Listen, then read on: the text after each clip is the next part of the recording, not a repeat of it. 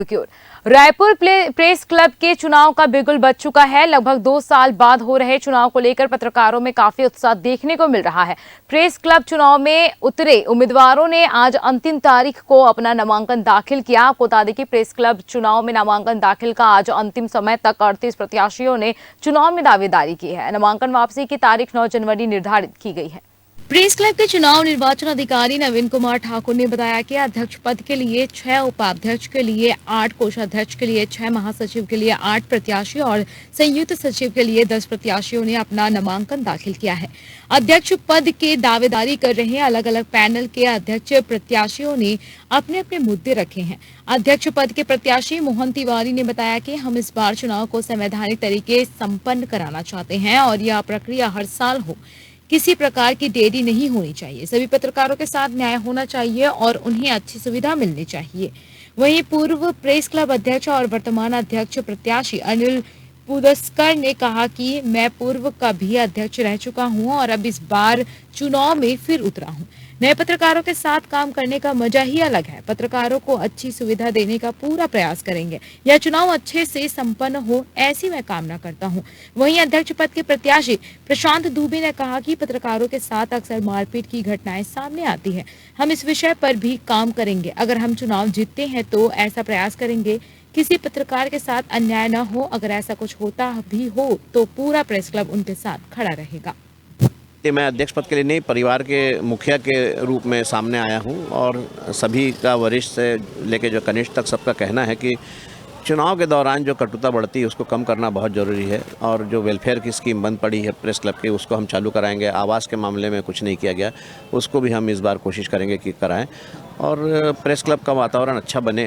Press club की गरिमा जो है शहर में जैसी थी वैसी हम उसको पुनर्स्थापित करें। बस यही सब हमारे उद्देश्य हैं और इसको लेकर हम चुनाव लड़ रहे हैं और हमको भरपूर सहयोग मिल रहा है और उम्मीद है कि हम जो है और सबसे बड़ी बात यह है कि हम जो सदस्यता सूची को लेके विवाद जो चला आ रहा है 5-6 सालों से 7 सालों से, उसको 2 महीने में ही ख़त्म कर देंगे। 2 महीने में हम नई सदस्यता सूची जारी कर देंगे किसी भी कीमत में।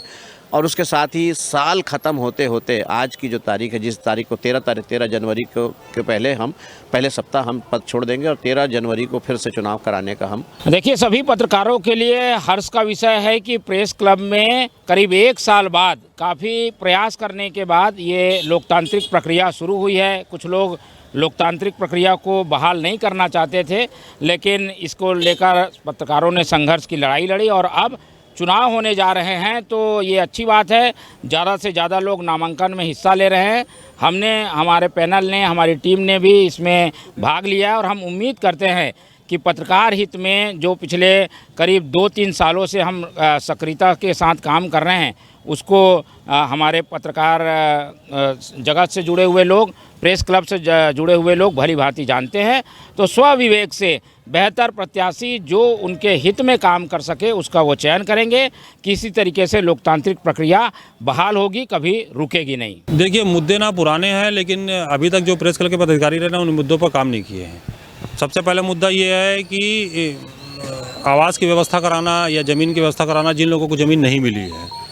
दूसरा ये है कि मेडिकल के क्षेत्र में सदस्यों को इसका लाभ दिलाना। तीसरा है कि स्कूलों में जो पत्रकारों के बच्चे पढ़ते हैं उनको छूट दिलाने का प्रयास होना चाहिए। ये जो है ना मुख्य मुद्दे हैं जो आपके जीवन से जुड़े हुए हैं, जिन पे लेके ना प्रयास नहीं हुआ। जब मैं महासचिव था प्रेस क्लब का तो मैंने मेडिकल वाला काम कर लिया था और मैं स्कूल वाले काम में भी आगे बढ़ रहा था। चूँकि 1 साल का कार्यकाल था तो समय लगता है तो नहीं हो पाया, लेकिन वो आधा अधूरा काम होकर रखा है और मैं अध्यक्ष बनता हूँ तो मैं निश्चित रूप से इस कार्यकाल में उस काम को पूरा कर दूँ।